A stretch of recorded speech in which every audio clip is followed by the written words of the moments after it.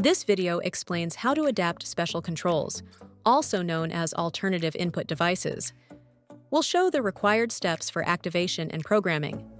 For this, the wheelchair needs to be equipped with a 10-degree connector module, an LCD module, and the selected input device.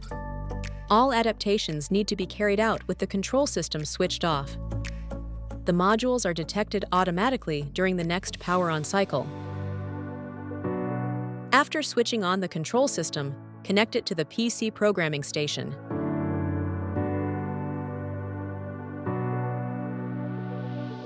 To activate the special control, open Profile Management. Enable Profile 2.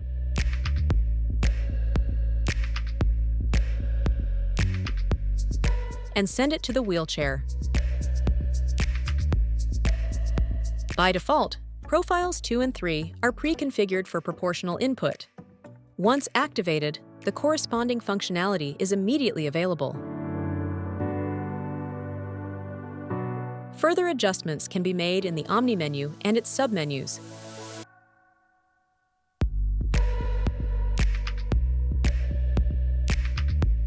Here you can assign the input port and define the type of input. In this example, we use the pre-programmed proportional input, which is provided as a standard setting.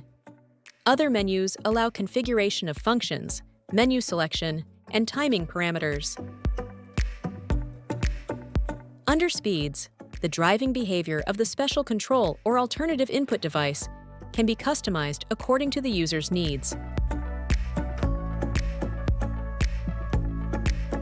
In the Controls Joystick submenu, you can adjust joystick parameters such as throw and response.